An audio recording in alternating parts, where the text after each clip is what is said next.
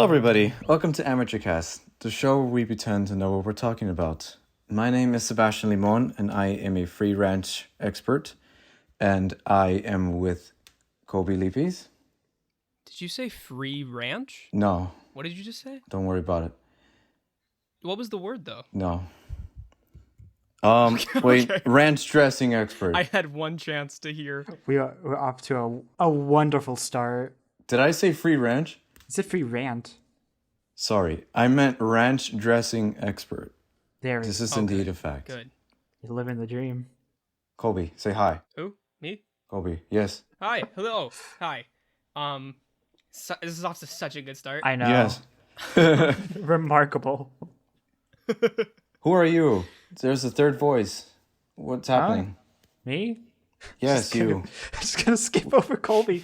All right. Hey everyone. My name's Tyler Munoz. I'm an animator. I'm currently studying animation at Cal State University, Long Beach. I have opinions on movies, and you're about to hear them. What are you doing here? How'd you get here? What? How'd you get into our studio? Yeah, Who get are out of you? here. Why you have that gun? Studio. I'm just kidding. This is We're in the middle of a this is my good Discord friend Tyler. Put down the gun. Our Discord studio. This is my good friend Tyler. I've known him for what, 14 years Oh my god. Around there. It might be longer. at least. It's like 14 and a half or something like Around that. It's there. insane. That's crazy. But we invited him as a guest on this episode because he's our animation expert. In air quotes. Ooh. Oh. You don't see it. Ooh. Sounds so fancy. Tyler, Yes, sir. tell us about yourself. Is there a specific movie that you love, or any directors yeah. that inspire you? Well, I don't know about like specific directors. I think just like the animation medium like as a whole I've been really interested in. Not as much anymore, but I remember I used to be really into like animation history, and specifically from around like the 30s or so. Like Max Fleischer, Elby Works, the works. So I think just like I feel like animation, and especially international animation, has so much to offer, but it's also like really niche. So a lot of people don't get to hear about some more obscure titles, and those are kind of like my favorites. Just because I feel like animation has so many possibilities, and a lot of times people don't utilize it, or it's restricted, whether that be because of like the idea that it's for kids, or Yeah, I agree to with keep that. like American interests in mind. I feel like a lot of people only look at animation from an American lens, or like a Disney lens more specifically. Disney would be specific. Yeah. Yeah, which is, I mean, fair. But I just think there's so much more to it. So that's kind of the stuff I'm interested in. So like my favorite movies, are like Yellow Submarine, Fantastic Planet. Oh, nice. It's Such a Beautiful Day. That kind of stuff. Just very weird movies, because I feel like those are the kinds of stuff that really push the medium. Yeah. It's. So anyways, we brought you on to talk about the new Pixar movie. And by God, you're gonna hear about it. I have lots to say. Oh dear. No notes. But also a movie from an independent Irish animation studio, Yeah. right? Yeah, the Irish Cartoon Saloon. Wait, Tyler, what's your favorite form of animation? Like 2D, 3D, stop motion? I guess 2D, though I don't. I feel like I don't know. I feel like one isn't better than the other, because I think each have their own quirks and like Oh yeah, of course. personality. Because like stop motion, even though it's a lot of times maybe choppier or harder, I feel like you could really see like the artist's hand behind it. Yeah, that's part of the mastery. 2D, people like 2D a lot because they remember it for like the buttery smooth like Disney animation. And I agree. Like I think like really like complex 2D animation is like really cool to see. But also, I really like 2D stuff you can really see like the artist's hand behind it, even if it's more choppy and less smooth. Like Sally Cruikshank's one of my favorite animators, and her style is a lot less, I guess, polished than what you would see in like a Disney movie. But I love that. And 3D animation, you could like, there's so much details you could put in that you couldn't feasibly do in 2D animation. Cutouts less used. I guess you could say it's stop motion, but I think cutout is also, I think it'd be really pretty. There's a lot of really pretty stuff like Hedgehog in the Fog, Fantastic Planet I mentioned. So I mean, Gilliam stuff. So I don't really have like a favorite. I do 2D, just hand drawn frame by frame. He's very good, by the way. Those are thank listening. you. He's very amazing. You don't see me, but Yeah, love his Tyler, if you drawings. want to, I'm you taking can a go ahead bow. and plug your YouTube or your Twitter or your Instagram or wherever you're posting your art. Yeah, if you're not in the know, my handles. Oh, you don't know? My handles. If you're not in the industry, you might not be aware. I'm kind of a big Kind of deal, an insider. but I'm kind of a big deal. yeah, all my handles are Lunar Narwhal. So LUNAR Narwhal, no E. So that's usually where I post Like my how you spelled one word and not the other, but one of them isn't like easier to spell. I was about to say that. Like, I don't even know how There's to someone spell out there narwhal. who might benefit from that. Also, I wanted to ask, where did that come from? Lunar Narwhal. When I was like a small child, Xbox Live, the default username would always just be like two random words. And I remember I was like, wow, that's so cool. I thought that was like a really interesting way to just come up with an online name for some reason. So I just chose two things I liked, and at the time that was space, and I liked narwhals. And so Lunar Narwhal, that's where it came from. That's the origin I story. actually didn't know it had anything to do with Xbox. I just know that in 5th grade you loved narwhals, and I did. By proximity I loved narwhals. And That was I still have like embarrassing. narwhal toys. Like I still have little action figures of narwhals. I have one too. It's so sitting right funny. next to me. But yeah, so that's nice. pretty much how that came about. That's my origin story for all you Whoa. listening. I love it. That's awesome. No, yeah, Hollywood animation. putting out more origin stories, more prequels. So Yeah, useless. what's a Tyler movie, huh? Come on, Hollywood, have some balls. Give us the Tyler Narwhal experience. Marvel Studios, Tyler. I just see think this. I would be a great addition to the cinematic universe. Yeah. Yeah, I think I could do a really Marvel. good Joker. Oh god. I mean, Jared Leto said the same thing, and Yeah, that bar is pretty low.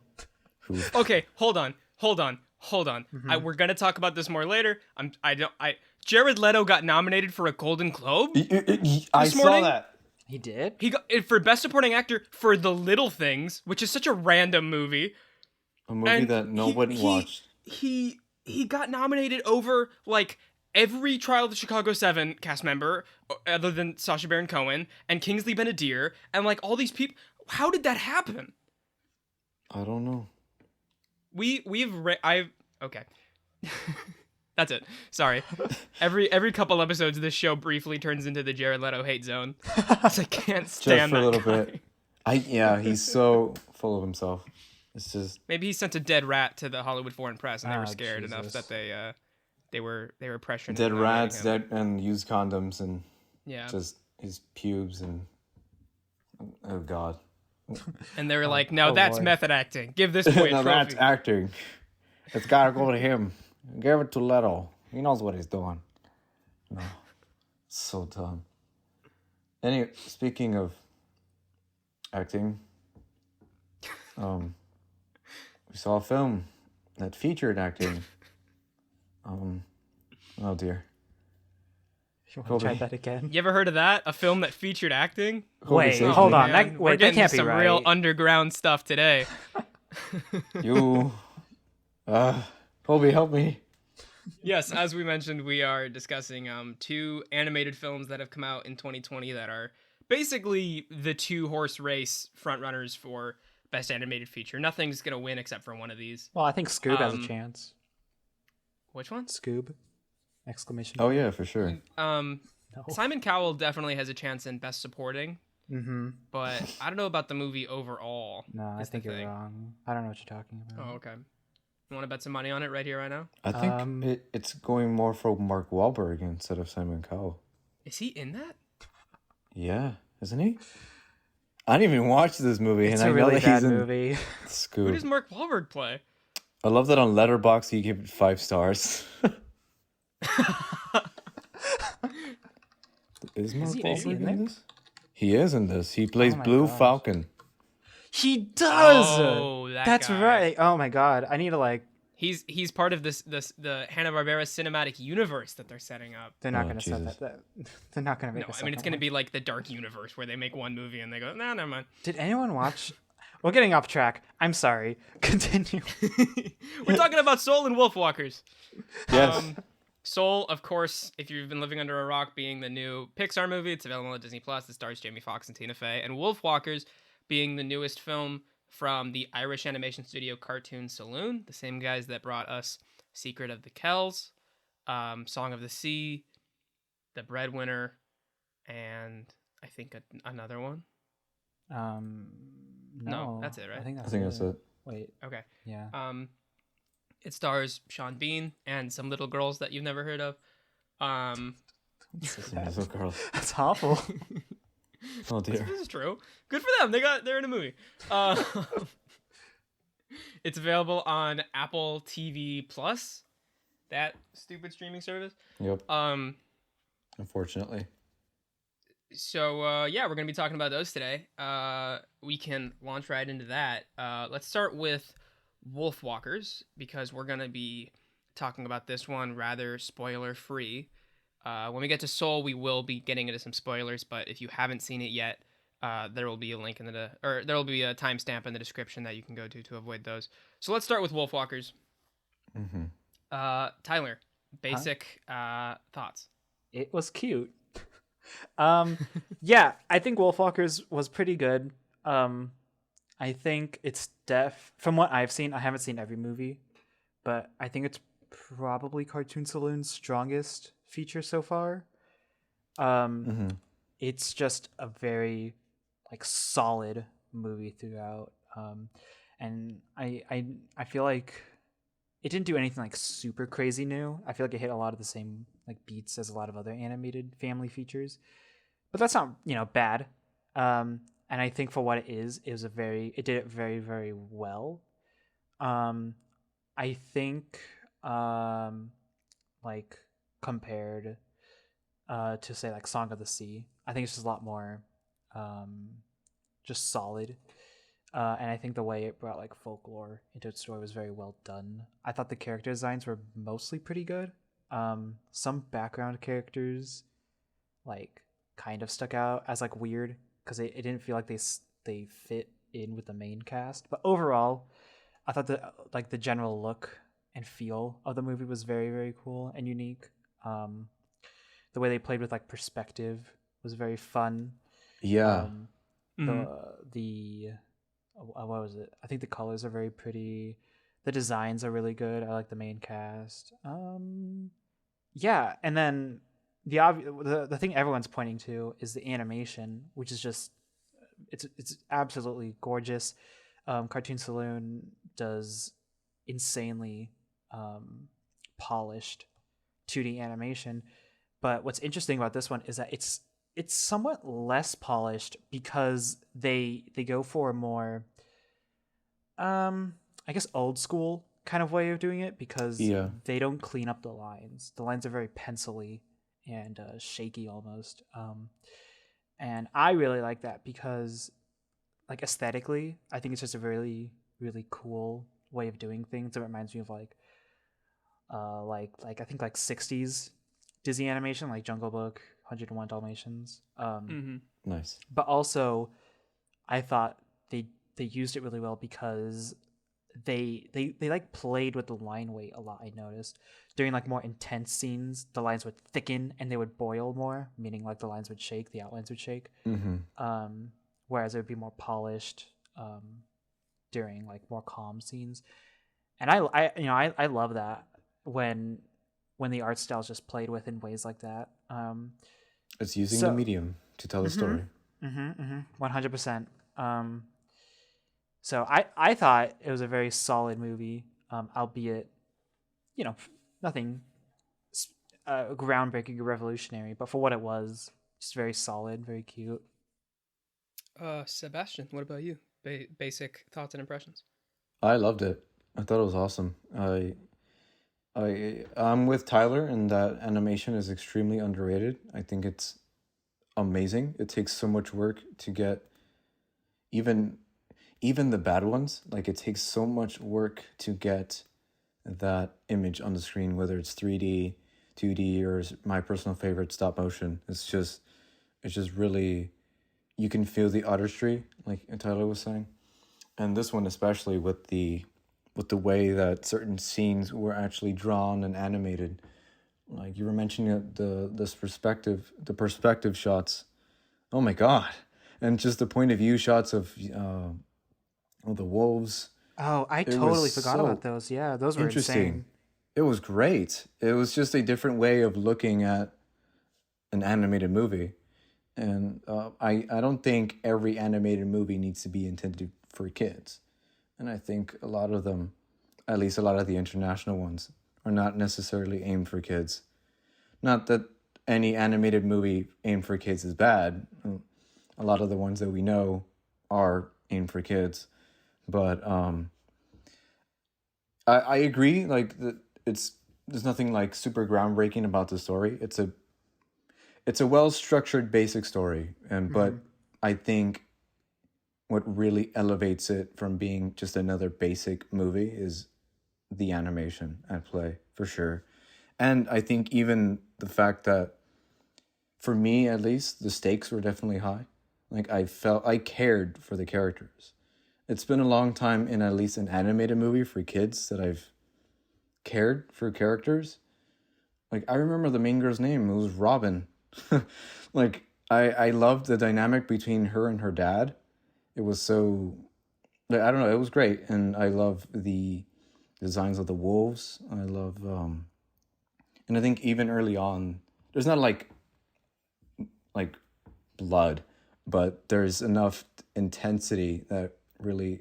There is some blood. There's some, but it wasn't like, obviously, too much. It's still for kids.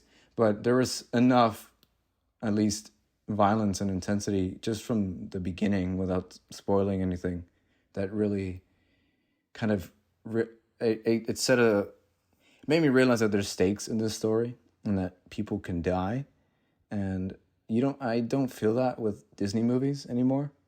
I don't feel like anyone's gonna die, or if anyone is gonna die, it's not gonna be anybody that we care for, or if they do die, they're gonna come back. And so, again, it's structured, and it's like basically structured, but because I cared and the stakes were high, the last act was absolutely thrilling for me. Like, I was on the edge of my seat the entire time. I really loved this movie. It was, it's the best animated movie of the year, personally, I think.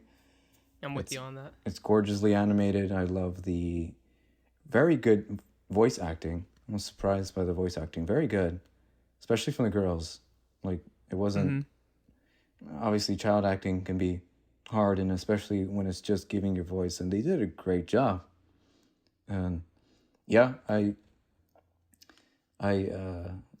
don't really have anything bad to say other than, like, yeah, it's not like amazing, like a new story, but I don't know, not every movie needs to be. Yeah, it doesn't need to be. And I think the animation and the music, like the original song that they play. Oh, that great Irish song. folk score. Like the Running with the Wolves song. That. Great song. Yeah, that one was good too. So, yeah, I love this movie. It's awesome. I look forward to... I hope it comes out on Blu-ray so I can, like, watch it over and over again. But I don't know. We'll see. Kolby, what about you? Yeah, I'm definitely with you guys as far as it feeling like a classic Disney movie, like kind of from the bygone era of Disney, which I think works both for it and against it. Um, what you said, Tyler, about it having that Jungle Book sensibility of having that very hand drawn look. It's like you said, it feels like you can see the artist's touch behind it, and they leave behind some of those sketches in the animation intentionally, which gives it like a really interesting look. I like that a lot, and I think the animation of this movie, how it's both so smooth and so polished, but also has that sketch, that hand drawn look to it, is what makes this movie stand out. I think it absolutely is an achievement in animation, and it'll be remembered for that more than its story. Mm-hmm. I like the story, and I would say I like it more than current Disney stories because Disney, I think, has lost their edge in a lot of ways. And like Oh you were yeah. saying, Seb, the movie has very like brutal and engaging action at points, and the stakes are high, and there's a little bit of blood, and that doesn't inherently make a movie, an animated movie, better. Like if it's just if it's edgy.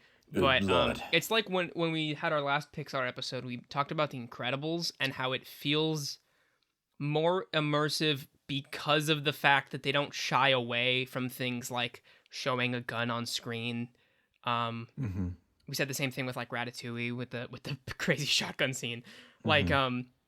Stuff that just um The raises much the more stakes. recent Disney movies haven't just haven't had the guts to do in some ways, and they feel more pandering, I think is what it is. And Wolfwalkers does not feel pandering. It feels very honest, even though it's whimsical and like for kids. Um, but in the same way, I feel like the story is so much like classic Disney movies that we've seen before, and it feels so familiar that there's a kind of a lack of like a new wonder, Mm-hmm. um, because it feels very much like Beauty and the Beast or Brother Bear. a little bit of Brave. Oh, Brave, Um, mainly Brave. even had like a little hint of Hunchback of Notre Dame, I thought, with like the Lord Protector character and that sort of like True. religious, like theocratic theme that they were going for. Mm-hmm. It definitely, the story is typical for an old animated movie. It's like, oh, there's this girl, and well, I guess I should say the premise of the movie because we haven't really done that.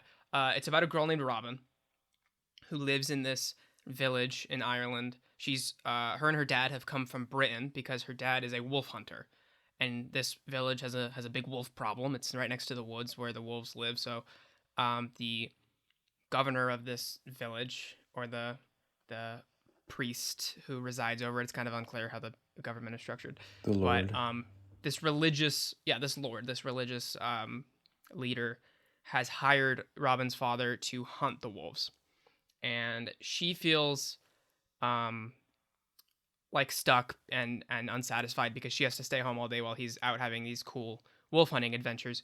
And so she wants to go hunt wolves with him, but then one day she meets this girl named Maeve, who is what's called a wolfwalker, where she is like part human, part wolf. And it makes Robin have this new viewpoint where she's like, maybe we shouldn't hurt the wolves, maybe they're nice, maybe they're not monsters. Mm-hmm. And that is, again, very Beauty and the Beast, very classic Disney, where it's that kind of basic premise. But I do think that this one has a heart to it that those ones don't necessarily have. It, like I said, it feels less pandering. The childlike sense of wonder that Robin has feels very real. And the dad, played by Sean Bean, who I thought gave such an excellent voice performance, Oh, he's great. I agree. feels so real. The way he's protective over her, the way that he, he's a very imperfect character. He's very like I love how overprotective and imperfect he is. overbearing of her. Yeah. But it's in a very real way that makes you really endeared to him. Mm-hmm. But also understand why Robin like is so mad and frustrated with him. Yeah, I feel like Um, all the emotions the characters, and this is thanks of course like to the really good voice acting, like the emotions feel like real. You understand Yeah. where every character comes from, which I really like. I maybe a little less so of the antagonist, because he's a little like mustache twirly sometimes, but A little very bit. much, yeah. for the most part, I think like the emotions, you see the characters feel, like you really feel, and I think that's where a lot of the heart of the movie comes from, and where a Yeah. lot of the tension comes from, because the problems they go through, like you feel the stress and tension, and I really appreciated that. Oh, for sure. Like you understood why the dad is doing what he's doing, and but he also clearly cares for his daughter, and it's a great dynamic between the two. Like immediately, I was in love with the two of them. Yeah. I made a joke earlier about the two main actresses being young girls you've never heard of, but like truly for young actresses who haven't really been in other movies, they do an excellent job. And I thought Eva Whittaker, who played Maeve, the Wolfwalker girl, did a really good job in the scenes where Maeve will like get upset or get angry in the way that A like little girl would shows get how upset. immature she is. Yeah, because she's young and she's like been raised in the woods by a mother and like doesn't understand society and civilization. Those scenes where Robin and Maeve will get mad at each other are so like structurally in the story so basic and familiar. Like, okay, every animated movie has to have the scene where the best friends have a fight and they break up so that they can come back together in the end. But here, like, it feels so much more earned and real because Oh yeah. those two young actresses do such a good job with their voice performances that they really do feel like two young immature girls who do care for each other so deeply but just don't know how to feel and how to handle the situation that they're in.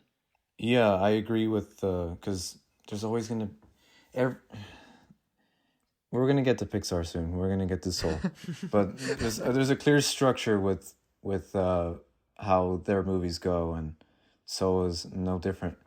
And you're right in saying that there's always gonna be the moment in these movies where the best friends get upset, and then at some point they get back together for the end, for the final battle or whatever. Here, since the characters are so likable and so well realized and the stakes are so high, like it felt natural. Like I wasn't annoyed by it by any means. Whereas a Disney movie, especially recent ones, where it just feels so forced and not needed drama. I'm just thinking It's, about Onward. The there you go, Onward. Like we'll go back to Onward when what was it when Chris Pratt's character overhears his brother saying like that he's a failure or a loser or something like that, and then he gets upset at him in the car ride, and then they make up in the next scene. I feel And I'm like what was the point of that? yeah, I feel like in Wolfwalkers, the way their relationship develops is like really natural because you could feel them like get closer together, and then you feel like the heartbreak. I'm trying to tiptoe around spoilers. Yeah. You No, you I feel, know what you mean. yeah, you feel the heartbreak, and you feel like the just the emotions, the raw emotions that come with For the sure. story. And I thought they did a really stellar job doing that. One thing that occurred to me when I rewatched it recently for this episode is that, most of those older Disney movies that we're comparing it to are based on like some pre-existing, pre-established classic folktale, Yeah. like Cinderella and Beauty and the Beast, or even non-Disney stuff like Little Red Riding Hood or Hansel and Gretel. Like there are animated movies based on these classic folktales, and this feels like it's one of those. In its tone, in its like classical whimsical tone, but it's a totally original story, which I loved so much that it was able to capture that without having to use like this is a stupid word, but like existing IP, right? Yeah. I mean, yeah, No, yeah, I thought that was so impressive. that's true. I totally agree. I think Cartoon Saloon has a real knack for that. I saw Song of the Sea recently, which is one of their other films, and it's definitely a lot less. I'm in the minority opinion for this because apparently everyone loves this movie, but I feel like it's a little more like unbalanced of a movie. But I just like the way they incorporate like these whimsical just like feelings and characters while still crafting a like totally new story is really refreshing to see because I don't know. I just feel like a lot of modern studios, I feel like they surround their identity so much around pre-existing properties and stories. Illumination. Oh my god. Sorry, I had to cough. Oh, I had to bless you. cough for a second. Illumination. Oh my goodness. Minions. Oh no. Well, they're original, kind of. They're making like 20 Minion movies. Yeah. Good god. The Minions were original. They and were Despicable Me until 1. a year later. Illumination's like a whole other can of worms. I could rip into them later, but Oh god. Yeah. um, I think we all could. but yeah, no, yeah, you're right. I mean, like Illumination, Disney, even a little less DreamWorks, but just all these studios just surround their identity on the same ideas and the same properties, and I just feel like it's really refreshing to see something just built from the ground up with its own personality, and it's able to stand on its own as a film and not as an adaptation. I think that's just really cool to see, and I think they did it expertly in all their movies, really. But Wolfwalkers especially. Oh yeah, I agree. I think this studio and Leica are the ones that are doing that. Yeah, Leica's really awesome. I'm really hoping for Leica's like next movies to be like great. Like I hope they continue stuff like Kubo because they need money. They need money. Yeah. Well, They've got that Nike money. They got the Nike but, money. Their movies don't make any money. Missing Link did horribly at the box office, which Missing broke my Link heart. Made like nothing, which is very sad because it was a very delightful time. I saw it in theaters and I thought it was so wonderful. It's just so sad because like Frozen 2 has like $1 billion and it's Frozen like, 2 not sucked. Good. Frozen 2 was awful. I hated Frozen 2. And then freaking Kubo and all these movies that take so much time and are new, and you feel the craft and the handprints of the animators, and they don't make their money back. It's just so heartbreaking. Yeah, I know they have future plans, and I know they have a few movies like lined up. I remember reading they're doing like a Beatles movie for some reason. Like the the Beatles, band? Like the band The Beatles, which is weird. Aren't they doing a Batman movie?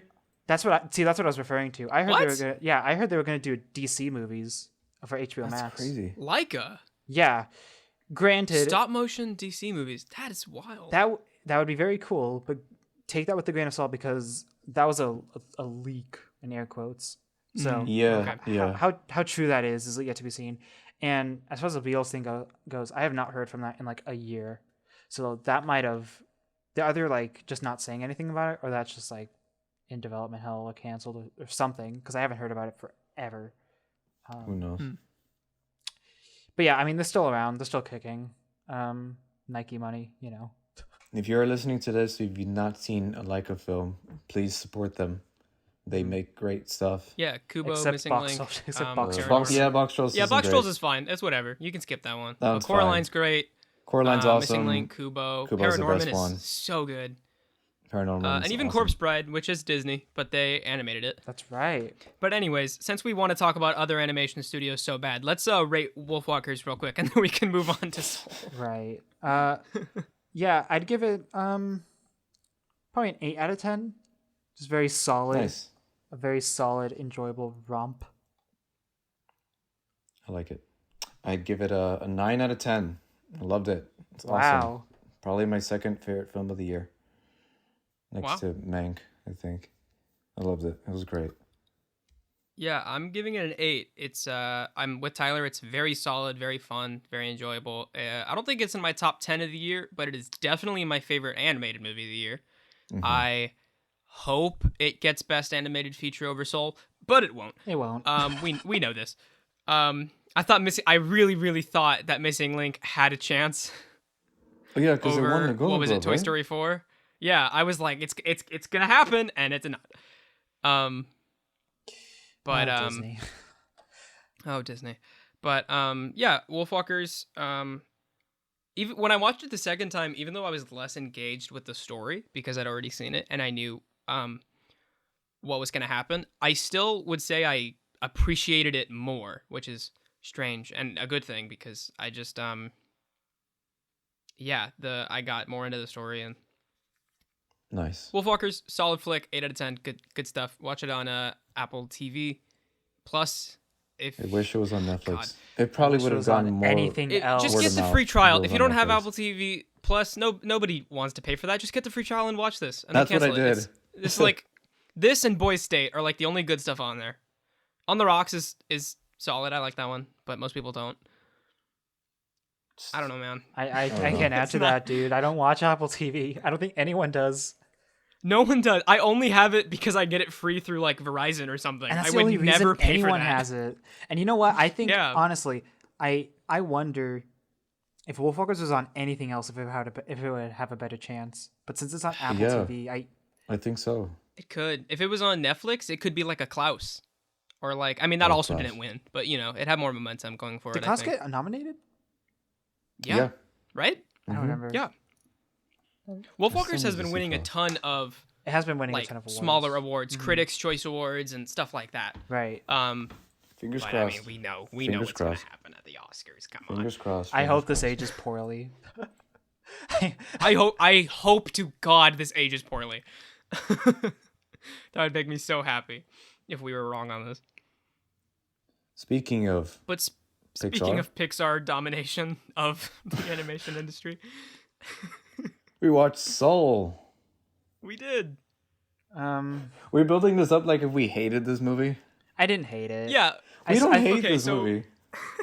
Last time we were on here talking about a new Pixar movie, it was Onward, and we Yeah. bashed it pretty hard. Well, Onward was We- awful. Onward Very sucked. strongly disliked that movie. Yeah. From what I gather from the little bit that the three of us have talked about it, I don't know exactly how you guys feel about Soul, but I've gathered that none of us hate it. We're not really here to bash it, but we have very conflicted feelings on it that we need to get through, which is why we're going to be spoiling Soul. Yeah. So maybe we can give basic thoughts and impressions first, and then I'll let you guys know if you're listening to this and you don't want spoilers when to skip ahead. Mm-hmm. So Sebastian, do you want to go first? Yeah. I like the movie. It's much better than Onward. That part's it's- not very high. But exactly. It's Pixar's better movie since Coco, although I think Coco is much better than this. But I overall have its positive feelings. Like I like it. It has more great scenes and ideas rather than a whole great movie. I appreciate what the movie tries to go for in certain aspects for sure, even if it doesn't completely go there in execution. I love the jazz element, of course, and jazz is probably my favorite music ever. The colors are great, the animation is great as always. Jamie Foxx was good. And the message, while a little confusing, was good. Like, great message. Very It's a Wonderful Life-y. But I am conflicted with aspects of it because of how much I love the things that I love about the movie, if that makes sense. Mm-hmm. So, yeah, those are just basic thoughts. What about you, Kolby? I feel the same way. I mean, there's very specific parts of this movie that hold me back from saying I love it because, like you said, like there were certain segments that if the movie was just that, I would be like, hell yes, one of the best Pixar movies. But then there's these other things that get thrown in that really feel inconsistent and weird and throw it off for me.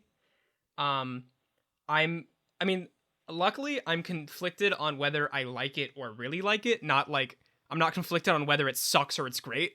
When I watched it, I was like really torn between giving it a 7 or an 8, and then I wrestled with that for 2 days before realizing like those are both good scores. It doesn't matter that much. It's not like, oh, is this a 10 or a 1? I can't tell. Exactly. But yeah, the what do I say without getting into spoilers? That I like the premise. I like the themes, even though, like you said, I don't think that the writers always had the theme in mind.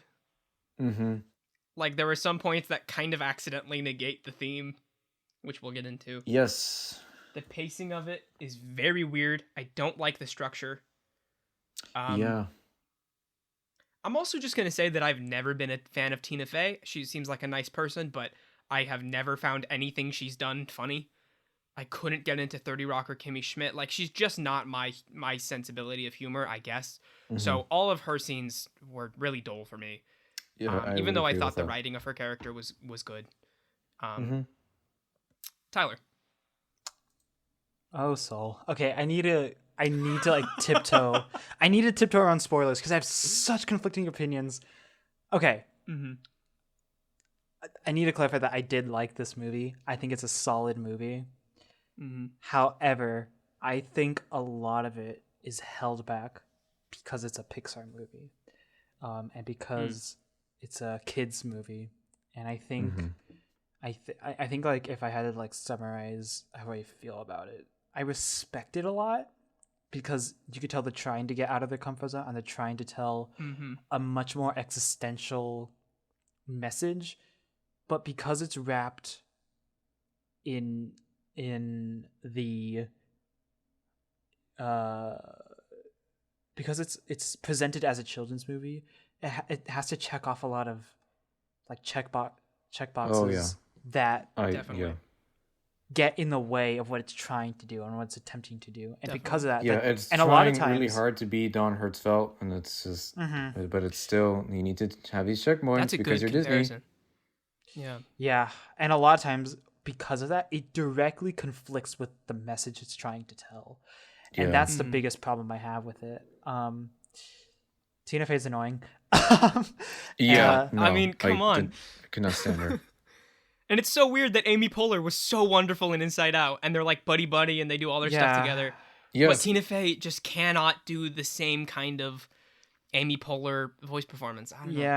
Yeah. Inside Out was probably better, I think. I guess Way better, in my opinion. See, I've heard people don't really like Inside Out now anymore, which I was surprised at hearing. When did this happen? Well, That's anyone, love Inside people Out. I know don't usually like Inside Out, which is very surprising to me because I remember, it's been a while, of course, Inside Out being really solid. But anyhow, sorry, I'm getting off track. Yeah, so Soul, it's good. I say that very hesitantly, but it is a good movie. But there is just a lot holding it back and a lot of missed potential. In terms of animation, mostly good. I thought the human parts were very, very pretty.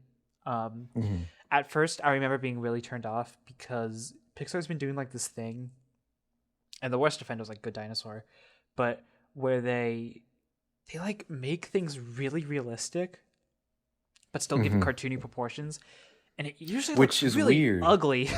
Like it Yeah. looks really bad. Good Dinosaur looked awful. I mean, like the environmental shots were good, but the characters just looked really gross.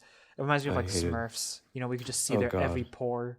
But I think they're getting closer to perfecting that with Soul. I really thought the human world was very nice looking. The Soul world looked okay.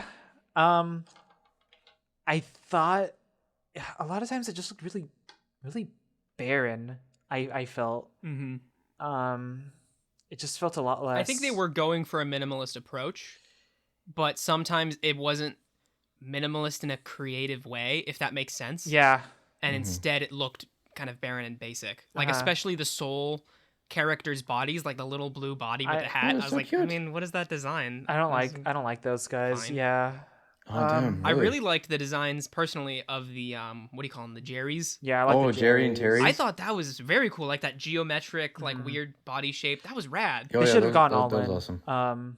With that kind of So I thought the Soul World was more of a mixed bag. Do you guys want to jump into spoilers? I guess so. I guess, yeah. Okay, so if you are listening to the podcast at this point and you haven't seen Soul, either pause this and go watch it and come back, or if you're just not interested in it, I guess, or if you're not gonna watch it till later, I don't know. You can go to the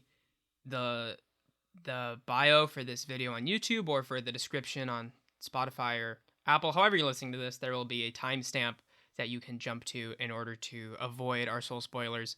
but still hear our overall scores and hear what we talk about after Soul.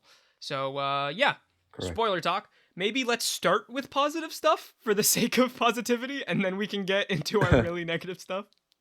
I really like the animation. I'm gonna kind of disagree with you, Tyler, because for me, the mix of the kind of exaggerated humans with the extremely realistic background worked for me for the most part. No, I think it worked here. Enjoyed the human I think it worked in design. Soul. Oh, okay. See, I was saying Got it. like I think by now Pixar's starting to perfect that look, and I thought the human Right. world was very, very, very nice looking, mostly. Yeah. Good Dinosaur did look super weird with that. Yeah, but I was saying like in here, they're Mm-hmm. really starting to nail it, and I thought it was a very, very pretty movie. Yeah, I thought the biggest positive was the way they depicted New York City. It was Oh, so yeah. real, and it was not pandering to kids. It was like the people talked like they actually talk in New York and in real life. And it's like, again, it's not that it's better just because it's edgy, but it is more engaging when they will, in a non-pandering and a non-heavy-handed way, mention race, which I don't think has ever just been mentioned as a concept in a Pixar movie, right? Yeah. That's not really a big deal in the movie. It's not a racial movie, but the fact that they will just mention things that this is such a low bar, but the fact that they will mention a thing that exists in real life that most Pixar movies just don't mention because they don't think kids can handle it, I guess. I like the way That's cool. it talks about death in a very frank way. There's a scene when he enters the soul world where he's like HE double hockey sticks, and then they just go, "What are you talking about? Hell? You talking about hell? Yeah. Hell?" And I Hell, loved hell, that hell. line because that felt like Pete Docter telling the audience, like, no, we're not going to shy away from the death stuff. Even though this is a kid's movie, if you're coming into this thinking we're going to say HE double hockey sticks, this is us telling you, no, we're going to actually be kind of frank with you. And I enjoyed that. That also kind of gets into the self-contradictory themes that we'll talk about later. For sure. Yeah, I respect a lot how they just don't, it's just very frank, you know, and they don't talk down at all. But that makes it, God, I'm trying not to get too negative here yet. Yet. Well, we'll get into that. I promise I like this movie. But yeah. I do like that a lot. And it definitely feels a lot more adult. I think filmmakers just tend to forget that kids aren't dumb. Like, kids are very smart. Thank you. And you shouldn't be talking down to them. Illumination. Oh my god. Whatever do you mean? The Lorax? Very What? adult. How For bad? sure. How bad can I be? Naturally. You know, I think that was like, Peak I think that, cinema. yeah, true Kino. I'm gonna delete our Citizen Kane episode and replace it with an episode about the Lorax. If you have an episode about the Lorax, invite me so I could scream about it. Oh, sure. if we ever do an episode where we bash the Lorax just relentlessly for 2 hours, I promise you can be on it, Tyler. Yes, yes. But back to Soul. Yeah. So I definitely respect it a lot. And it's very Pixar's always. I don't think they usually talk too down to kids, but this is, I don't know. This one is just a lot more adult than their other stuff, which is good and bad. And we could get into the bad later, but as far as the good, I really respect that a lot. And I feel like Pixar's been a lot more experimental lately in that regard, and of just dealing with themes of like death and just more serious topics, like Coco dealt a lot with that, and Inside Out dealt with Inside Out was definitely like Depression. more aimed towards kids because Riley like is a kid and the problems she goes through are That probably was like a foot into Soul almost. It was like pretty similar concepts and Those two movies are absolutely the most comparable Pixar movies to Soul. yeah. And Coco because it's about death in the afterlife, and Inside Out because it's like this visual metaphor for like what's inside your head, or in this case your heart, your soul, whatever. Yeah.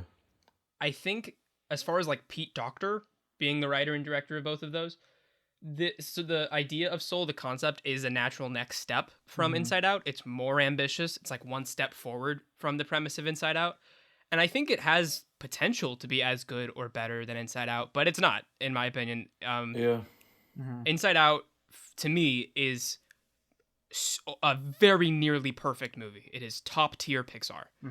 There's agree. like one or two scenes that hold it back for me, but otherwise it is so close to being perfect. It makes me cry every time. It's genuinely ingenious the way it's written, because it's very good. for the most part very consistent in its themes and in the metaphors and visual representations it uses to fulfill those themes. Coco, I don't know if I would call it top tier, but it's good. It's really good. I think No, it's top tier. also talks about death in a really cool and pretty frank way that like is all about how like death is like, it's a beautiful natural part of life. We don't need to be scared of it. Soul tries to do that, but, and I think this is going to be our first big spoiler, they don't commit to that in the end of the movie. It's a movie about why death should be, accepted as like something that's natural, but then the writers can't accept death and let death happen in the movie. Like, no one in the movie is dead at the end. They want to have. And again, both I'm not trying to endings. say like I just want it to be edgy, but if you're gonna make a movie about death, I think someone should be dead at the end of the movie. Well, okay. And I think to be fair, it's less so about death, but more so about life. They don't really say, because I don't think they. I mean, like, what statement do they say about death? They don't. No, they don't it really is more about life and like enjoying the moments. I think like the main, and this is the problem. It's very hard to take it away because it's so. But I think it's a lot more about purpose, and a lot more about what life has to offer. Yeah. And I think in theory, the way they explore that is really cool by having a character who hasn't been born yet experience life for the first time. That sounds really cool, but but they put it By in a Tina cat. Fey. yeah, it's voiced by Tina Fey, and it's a And body swap story. it's a body swap story. There's an antagonist who doesn't I'm glad need that to we be both there. agree that was the worst aspect of the movie. Yeah, Yeah, I really, really strongly disliked the body swap sequence. That took me out of the movie immediately. Me too. and I think there were still like some good parts in that act. Again, seeing Tina Fey experience life for the first time, Right. like that was cool to see, And that barbershop scene is great. that Barbershop barbershop scene is JIGS probably and the the best other scene in the characters movie. that barbershop are great. It has some really strong moments, but that's what makes it all the more disappointing because I just feel like it's just they don't go all in because it's a kids movie. I honestly feel like the soul parts like weren't necessary. Like I thought the antagonist did not need to be there. Who, Terry. Yeah. Or Terry, yeah. Yeah, I think they were just Terry was fun. they were fun, but in terms of like the story, like I thought they were really funny, but in terms of like adding to the story, they didn't really need to be there. I think they had like 6 minutes. And of screen logically, it time. didn't really make sense for the metaphor. Dude, like, nothing at in that all. movie makes sense. Like in Inside Out, almost, and I'm saying almost because there's like one thing that I don't like in Inside Out, but almost every moment of Inside Out where like they do a thing in the mind world is it has a direct meaning in the real world. Right? When they like take a train, like that is representative of an actual emotional, psychological phenomenon, whatever. Everything in the Inside Out head universe is a visual representation of something, which is really cool. In Soul, there's like this dude who counts on a little calculator, and then like the count is off, so he goes into a filing cabinet, and it's like there's these visual representations that don't really reflect any real thing, like they're just a plot thing. And it makes me confused because I'm like, is this world a world? Like, is this a functioning like plane of existence, or is this a metaphor? It just doesn't. It doesn't make any sense, man. Because No. so much, and this is like the thing that took me out of the movie most, because I'm nitpicky. But so much of that movie just doesn't make sense because they're so wrapped up in trying to world build and create this world. Mm-hmm. But you can't really do that with something so existential and expect it to fit into a Disney story. A structure. I typical agree. Disney They story try to do structure. both. Mm-hmm. They And you try just to can't have do rules that. to it, and then they go against the rules with like. The worst what's is that? the zone. That made no sense. That made absolutely zero I thought sense. that concept was neat. The concept but- is very neat. Yeah, that we're so wrapped up either in our passions or that we are so wrapped up in depression that we kind of get into the zone. That Why are was those neat. the same zone? Those are totally different things. Like, it was just Yeah, the which is logistics a of little- everything are so weird. And the way like they could just transport there and back, but then they act like Joe's like a special case, and it's like, you mean to tell me Right. that he's the first person in all of history to do that? Not even that, just to get noticed when you have 4 people swapping in and out. It doesn't make any sense. And That was another thing that didn't make sense to me in the movie is Joe is special for like no reason in a couple ways. Like in the beginning of the movie, the basic backstory that you need for this premise is that Joe is unsatisfied because he's a piano teacher when he wants to be a professional pianist, right? And then they tell you, and I'm like, okay, that's cool. But then they tell you that he's a really, really excellent pianist. And this incredibly famous musician lady hears him play, and she's like blown away. She's like, oh my God, you're so good. And I'm like, if he's so good, why hasn't he gotten a gig? Like, he goes to all these auditions. He's been trying for years to make it. well, I mean, there's lots And of, it's like, there's- his there's life lots of doesn't people who reflect haven't. that. Of course, but I don't know. I felt like we needed more of a reason that he hasn't been able to achieve these dreams, whether it be a character reason or a skill thing, or like there needed to be something to explain why he is stuck. Yeah, Because like it seems he's taking he care of took a family teaching member job. or something, or Right. Hmm. But he's really not. Like, there's nothing that is holding him back other than the story says that he can't make it, and then one day he just makes it. And, like, nothing's changed. Yeah, and that's the worst part of this movie. And I promise, I like this movie. I have good things to say, but the worst part is just there's so many like arbitrary rules and additions and things they add to it for the sake of the story, and it just they just don't add up, or they're just very random. The whole like badge thing is like weird and doesn't make any sense. the and is, Earth like, badge. Yeah, like okay, that's set up that you need an Earth badge, right, to get back to Earth, or like new souls get an Earth badge. But then they meet that wizard guy, the street dude, who can open up a portal to Earth so they can get, and the souls can obviously find a body, or they go back to their body and back to Earth. And at the end of the movie, what's his name? When Joe gets into his trance or whatever, the zone, he kind of comes back to the soul world, and then he gives his Earth pass to 22. And it's like, you don't need to do that. Like, the wizard dude can open up a portal and she can find a soul down there.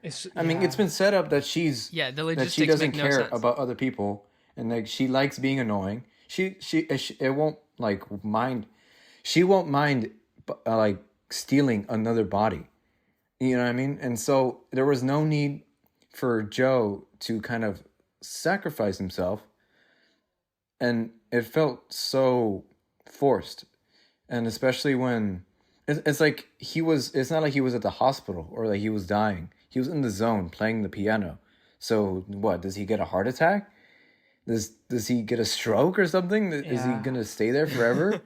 And then at the end when he's going to die, they freaking, what do you call it?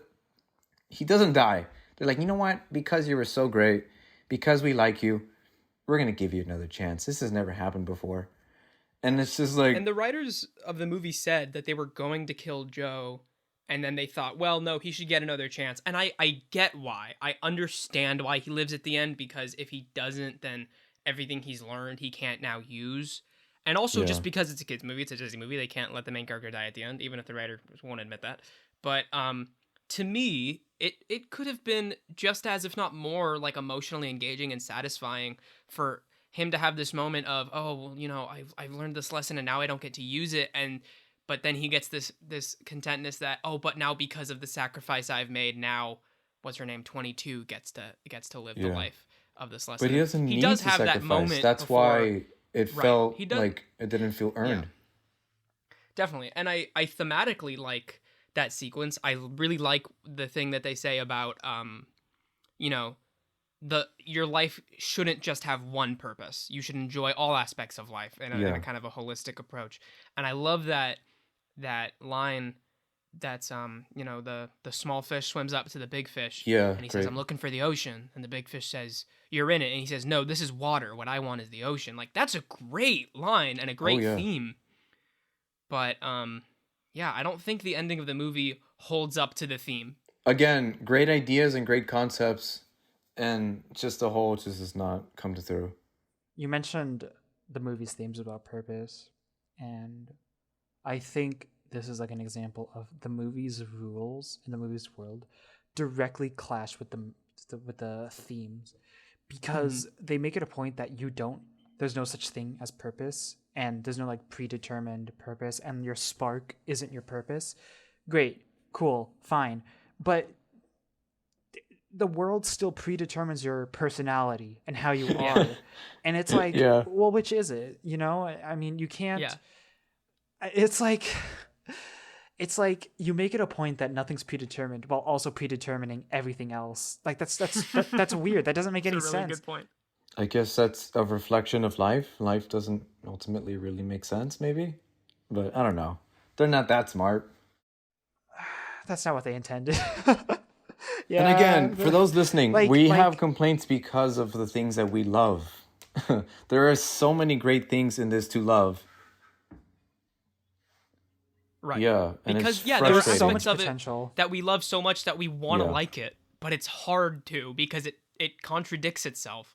Yeah, I don't know. I just feel like it's just so wrapped up in doing the Pixar thing of, and in this room we do this, and in this room we do this, that it gets in the way of the actual themes, that I feel agree. like it would have just been better without the soul stuff to begin with. I think the best moments of the entire movie are the moments where it's just humans interacting Yeah, in and New people York, talking yeah. to one another. The part where technically not Joe, it's 22, but talks to the student. barber. Well, the mom too. Oh, the yeah, student, yeah. that one too. But I was gonna say the student, and having that heart to heart. Great and then moments. The part where But he the talks to his best mom, parts of the movie. and the part where he talks to the barber, like those are where the movie shines. And Yes, definitely. and I think, love the line where he says, "Oh, being a barber is your purpose. Like, you must have done this your whole life." And he's like, "No. My purpose was to do this other thing. I wanted to do this. I don't remember what it was. I wanted to do this other thing. I studied this thing." And he's like, "What?" He's like, "Yeah, I didn't realize I wanted to be a barber until way later. I wasn't that passionate about it, but I enjoy it. Mhm. It makes me happy."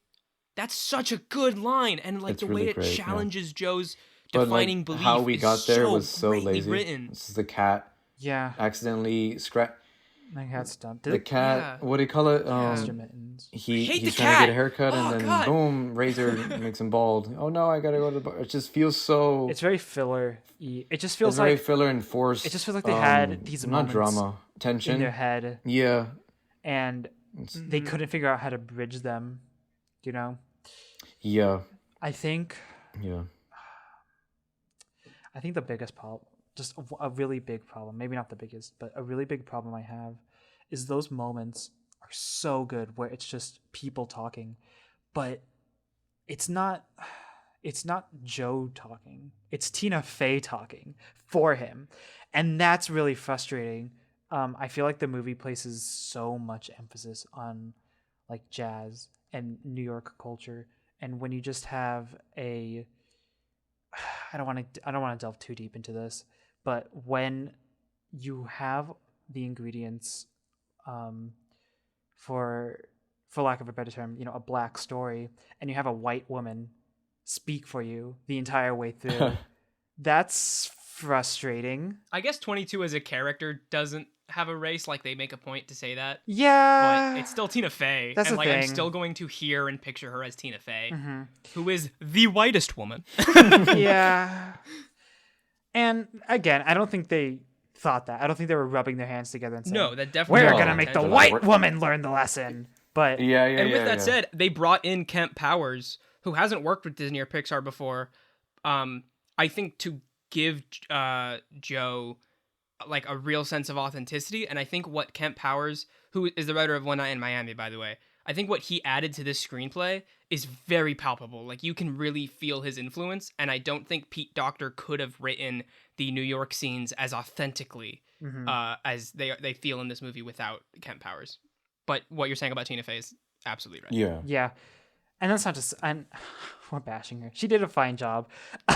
She did her job. She got paid. She did her job. I have nothing against her personally. She got her paycheck. Yes. And again, I think the concept's really cool of just someone who isn't born experiencing life. That's a really cool idea. But I feel like it's just better on paper, and I think if they just kept it humans, it would have been... And Joe finding his purpose through the little moments in life gradually on his own. I don't think he needed this big, wild adventure to do that. Yeah. Yeah. And they still could have used some, abstract animation, some Yeah. kind of cool existential imagery without, yeah, you're right, without the whole, like, worrying about world building, Yeah. because that is pretty much what gets in the way of fulfilling the theme correctly. But, I mean, as it is, I get it. I feel like animation needs to be justified a lot of the time because it is expensive and a lot of work. So Yes. if you're just going to tell Especially a at story Pixar. with only humans and just doing normal people things, it's like, okay, well, why animate it? So I get it. I understand. Yeah. Fine. But That's I valid. mean, it would be so But- refreshing, especially for Pixar. These like Yeah. New York being like a character in the story, like you said, a black story. Yeah. That would have been awesome. Yeah. And it's not that it's a completely white story. It has No. it's I need to something emphasize new it's not. for sure. But it's still need to emphasize, in the veins yeah. of the Pixar formula that just hold it back from being something great. Yeah, I mean, I appreciate it though. I mean, I think Pixar is definitely like being a lot more experimental with their stuff. I mean, like Spark Shorts is like radically different than what they've been doing before. And some of those are really cool. Some of them aren't, Yeah, but some of them aren't. yeah. Pearl's awful. I hate Pearl. I thought Pearl was cute, but it's not that special. Yeah, but the most. I mean, it is cool to see them experiment, and their upcoming films look very different than what they usually put out. Luca looks really cool. Luca has like I- a super different art style than anything Pixar Yeah, has done. I'm feeling pretty positive about Luca Mm-hmm. from the little bits that they've given us. I'm like, this looks really interesting looks and really like fun, new and and it like looks really- almost it looks kind of old Pixar. I don't know about you. I'm excited for Lightyear. I'm like, Don't mention Lightyear. okay, I'm like so disgusted and appalled by Lightyear. It loops back into excitement because now I'm just like morbidly curious. I'm like, how the heck That- are they gonna make this movie? How is I this will never ever watch gonna work? Lightyear without just thinking of that one stupid tweet that's like, just to clarify, this is not Buzz Lightyear from Toy Story. This is the movie that he's based on in the... Shut up! Oh my god! I hate it. I don't care about that. It's I hate it. awesome. Oh, Pixar. Turning Red looks maybe cute. I don't know. Turning We Red don't have that looks much information on it. Which one? Cute. Turning Red. That's like the one by the Bow director. Yeah, I like that director. It's Bow. about like this girl who could turn into a giant red panda. I don't know, cute. It'll be okay. Cool. Turning But- red. Oh yeah, it looks cute. What is that all they're doing? What are they doing next? Luca for sure looks That's great. all I know about. Luca. Yeah, I guess it is all that's coming up. I can't say the Yeah. same for Disney. Ooh. Raya. Raya looks weird. I don't know. Parts of it look really rad, like cool action world building. But then there's that dragon design, which is horrible. And the dialogue in that trailer is so corny. It looks exactly like every other character design in any Disney movie. It looks, oh god, Disney has such awful same face. It's embarrassing. That's what the same face. They It's did it crazy. into a I can't believe dragon. they did it to a dragon. A How? gaggin. How does no one A go, hey, dragon. can we give this dragon some Yeah, I dragon heard it features, too. maybe? It's like, no, we got Yeah. paste. And I mean, I don't know. It looks. I'm cautiously optimistic. It looks mostly good. But I don't know. It's I very. miss Ratatouille. I don't know. Leica, bring out something good for us soon, please. We're in like a drought of. Yeah. There's Kind of, yeah. We've already mentioned this, but I do want to talk about how much the cat sequence messed up the pacing for me, because my experience watching this for the first time, literally up until the cat switch, I was really into it. Like, I was very immersed, and I was really vibing with everything that had Oh, I been agree. done so far. Even though, when he enters the soul world, like, there's a lot of unanswered stuff that I didn't like how it was answered later or whatever, like we talked about. But up to this point, I was still kind of taking it in and enjoying it. And as soon as they do that body swap with the cat, I was like, oh my god, it's Brave. Where they like advertise it as one thing, and then instead it's a weird animal body swap. And I really tried at that point to be like, okay, don't go in with preconceived notions. Like, don't just hate it because it's this body swap thing. Like, maybe it can still be good, but it really messes up the pacing, because then it's a different movie for like It becomes a totally different movie. Yeah. a third. And it's like, then Tina Fey kind of becomes the lead, and it just doesn't make any sense. And then forced drama It's with so her not wanting weird. to give up the body. I'm just like, I don't really care what's happening right now. I was ready to never go back. As much as in hindsight I like the New York stuff better than the Seoul stuff, at that point I was so immersed. I was like, I don't need to go back to New York. Like, we can just do this whole movie in the Seoul world. And then they do this, and it just messed it up. I wish it was, like you said, either all real world, or even if it was all Seoul world. That could have maybe been, not that a movie can't do both. Yeah. I don't know. I just have a hard time taking in the structure of this movie, because I think it jumps around tonally way too much. 100%. And it is not consistent. Yeah. No, I agree. I think the first 10 minutes, I think I was like, this is awesome. Like, when he dies and then he falls off the bridge, and Yeah, I like that. and like the credits are barely rolling, and then the music's playing and it's all ominous. I'm like, this is great. Like, I'm loving this. And then 22 comes in. I'm like, oh no, it's fine. Ignore her. And then the body swap comes in, and it's just, oh no, this isn't good. But luckily, there are moments for sure, like the barbershop moment, or when he's talking to the student or his mom, that really are super great. That It has a so really frustrating. strong emotional core that I think it keeps the movie going. It allows me to still enjoy it, and that's, I think, that core, how even if it's obscured by so many contradictions and flaws, still allow me to say, like, this is a good movie and this is worth your time. It just could have been that's great. what Onward did not have. Like, Onward sucks, it's man. another again, it's the same formula. It's two characters going on this journey of self-discovery or whatever. It's what every Pixar When movie the most is. emotional part is Onward, is a van getting crushed by a rock. Yeah. When it's a movie about a dead dad, and that's the most emotional part. Oh my man. You failed. So Not I a agree good with you, sign. Tyler, that the emotional core is what kept me wanting to see where this is going, because I was taken out of the movie for sure with the body swapping, but I had a sense of, okay, let's see where we can go from here, because I didn't have I wasn't like, that's it, I'm out, I'm done. It was a great setup and a great emotional core and a great character that I wanted to see. Okay, this is annoying and it's been done and it's not great, but let's see where we go. And thankfully, it got a little better. Any other thoughts on Soul, my lovelies? Yeah, we haven't mentioned it, but that third act was very forced also. Yeah, the ending. Okay, there is one positive thing that we have to mention before we stop, and it's it is something about the movie that is consistent, and it's how good the score is. Yeah, I agree. Oh, Mhm. yeah. Very good They did a score. really genius move, in my opinion, which is for all of the Soul World scenes, they have Trent Reznor and Atticus Ross do the score, and it's Mhm. very much like their other stuff, like their Social Networks and their Fincher stuff. It's like, yeah, very weird and like ethereal, and they do a really Yeah. smart job.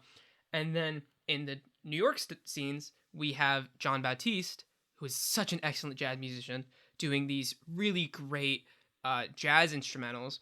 And then there Mhm. are specific scenes, very few and far between, where you get both together, or Oh, where you get yeah. one in the other world. And it's like when Joe's in the real world, but then you have like Jerry comes in, or I'm sorry, Terry, or like when he gets into the zone, then you have that Trent Reznor and Atticus Ross That mixture. ethereal Yeah. score, yeah, mix in with the John Baptiste.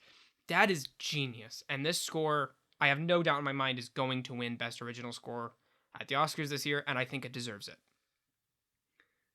Is it nominated for the Golden Globe? Yes, it was. Trent Reznor and Atticus Ross got double nominated for this and Mank. Oh, for a Mank. Oh, nice. Good for them. So yeah, I really love the score. One of the best Pixar scores, the best score of 2020 in my opinion. Great job on that. I wish the movie was as consistent. Yeah. Yeah, those jazz scenes were great. Very, very much inspired by La La Land for sure, with the colors and the lighting and just kind of being in the zone. It's very much like how Ryan, when he's in the zone in the beginning at the restaurant. So I really appreciated that. All the jazz moments were top tier. I'm always gonna be kinder to movies that have featured jazz in some sort of way. Yeah, we know after the 'Cause- Damien Chazelle episode. Oh yeah, jazz is awesome, and something about it is just so cinematic. But it's I wouldn't say wasted potential completely because it has great moments for sure and great ideas, but it could have been something amazing. Are we ready to rate it? Yeah, I think so. Mhm. I'd give it a 7 out of 10. Yeah, I'm still gonna give it a 7 out of 10 as well. Despite everything we said, like you guys mentioned, it has an emotional core. It has great moments that still make me like it overall, even if I feel frustrated with it. Um, probably like a 6.5. I'm in between a 6 and 7. Okay, I still enjoy. Fair. Yeah, I mean that's not bad. That's still like good, but it's Yeah, passing. it's a passing score. All right, well, that was Soul, everybody, and Wolfwalkers. I hope you guys watch those movies soon. I'm sure you've seen Soul, you minions of Disney. Kolby. Yes. And Tyler, That's me. what have you guys been watching lately? yeah, I've been marathoning the Godzilla movies because you were I mentioning. saw that on your letterbox. Yeah, I have seen that, yeah. because of the Godzilla versus Kong or whatever. I don't know which one is first. I don't Actually. I think it's Godzilla. I don't know. know. Yeah, it is. I'd recommend some of it. It is very mixed, as with anything that's 50 years old. I've been going for 50 years. And about giant lizards fighting monkey. Yeah. In terms of like animation though, let me think. I've been rewatching some stuff. I mentioned it before, but Fantastic Planet is one I've watched again. I Nice. really love that movie, and I'd recommend anyone listening watch it too. Perhaps if you want an introduction into more experimental animation. What else? Yeah, I don't know. Just kind of a mishmash. I saw The Thing again. I saw Song of the Sea because of Wolfwalkers. I gotta get on those Godzilla movies. You got the Criterion? I do have the Criterion, yeah. That massive box Gigantic, set? yeah. They're fun. I gotta get that. I think just looking, it's like have you seen like the OG like King Kong? I've Yes. seen the OG King Kong, not the OG Godzilla. Like I think just like in that vein of seeing something like so old and almost like primitive looking back, it's really interesting just to see like how far we've gone. You know, And it's charming too. there's a charm like to it for sure. Hmm. Yeah. the old effects and how it passed. And well, speaking of the OG King Kong, that's one that I watched recently. I bought the Blu-ray because I wanted to watch it for, not just for the podcast and someday. Hinting. Foreshadow. Foreshadow. Oh my god. But obviously, it's a classic movie, and it's kind of like it's part of history, and it's amazing. I loved it. Yeah, I think it's a very so fun awesome. flick. It's so fun. It's It has either incredible stop motion animation. Yeah, great, especially for the yeah, time. especially for the time. Yeah. And some of it is pretty. Well, I mean, we'll get to it someday, but it's like I was shocked by how violent the movie is for Yeah. 1933, yeah. and and half of the dialogue is either screaming or sexism Or racism. great. Don't forget Yeah, racism. or or racism. It's the 30s. The whole package. It's the 30s. Yeah, it's the 30s. I have it. To me, it's entertaining. It's not like offensive or anything. It's like, oh god, this is so funny. So, yeah, thirdly, it's either funny because of how dated the dialogue is, or fun because of how Well, it holds. up. awesome all the monster effects and just the classic feel of it. It's so good. I loved it. I rewatched Kubo. Amazing I movie. need to watch that again. I remember it being super good. Yeah, great animation. It's so I don't it and the action is like so cool. That even stuff's for like a live action movie. insane, because you got to keep in mind like that's all done with little It's tiny. all done figures. like one step at a time. It's so insane. crazy. Yeah. Yeah. And I watched for the first time this movie called Fright Night, the original 1985 Fright Night, which was a lot of fun. Classic. It's kind of a modern take on vampire movies. Modern in the sense that 80s modern, where it's very much referencing like the classic Dracula, all these atmospheric with Holmes and Fogs, but it's about this boy that suspects his neighbor is a vampire, and it's that classic horror movie plot where, oh no, the neighbor is a murderer, or this time it's a vampire, and it's super fun. It's super campy in moments, but has a solid script. Great. It's just it's one of those 80s movies. It's just like perfectly structured and like great characters, great setups and payoffs. Super fun. It's nothing obviously Oscar worthy or anything, but not everything needs to be. Sometimes you can just have fun while watching a movie, and it's great. What about you, Kolby? So since the film festivals that have been going on have been virtual because of the pandemic. Some horror named COVID. Yeah. Because of that, I was able to get tickets to a couple of Sundance screenings to watch at home, which is really cool. I've never gotten to participate in film festivals before COVID because, you have to live near them or have time and money to fly to them. So, even though you're missing out on some theatrical experience, it is really nice to be able to watch film festival releases at home. And I was able to watch a film called Mass, which stars Martha Plimpton, Ann Dowd, Jason Isaacs, and Reed Birney. All of them give really great performances. I thought the structure of the movie and the general way it's directed was okay. It's a debut film from a director, and it's very bland looking. And the few times that he makes real visual directorial choices, they don't really make a lot of sense. But I think it's more show-offy. Overall, I still enjoyed the film and would give it a good rating because my lord, the script and the performances are so powerful, and I think it's gonna make a pretty big splash when it comes out later this year, with actual distribution and wide release. And then the other film I got to watch through Sundance, which I adored and I want to talk about so much, is Edgar Wright's new documentary, The Sparks Brothers, which is all about the band Sparks. I've said before on the podcast, I love Edgar Wright. I'm a huge Edgar Wright shill, so I definitely went into this movie with bias. But to me, it was like a perfect documentary. 10 out of 10. It was probably the funniest documentary I've ever seen, but it was also really like genuinely fascinating and inspiring, and I loved it. And in lieu with all the animation we've been talking about today, it has a lot of really good animation in every style. It has claymation, stop motion, it has 2D, it has cutouts.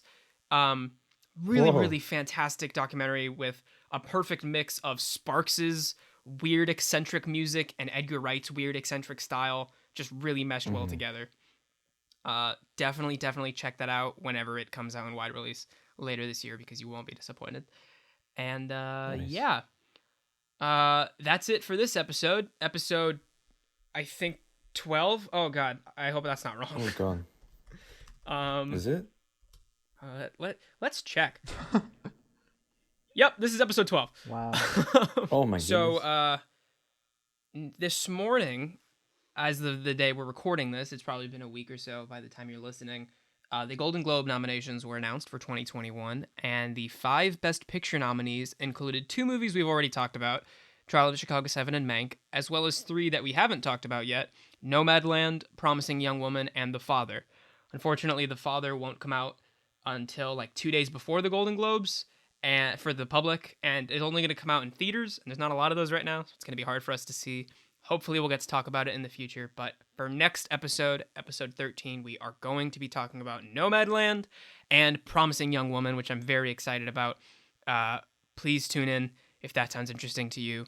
And yeah, Tyler, thank you so much for coming on. Yeah. Once again, make sure to go fun. check out his art and his animations. They're extremely good. He's Thank very you. talented. They're awesome. Follow us all on Twitter or Letterboxd for our based film takes. Don't say that. And yeah, thank you guys for listening, and that's it. Thank you. Have a good day, guys. Bye-bye. Goodbye.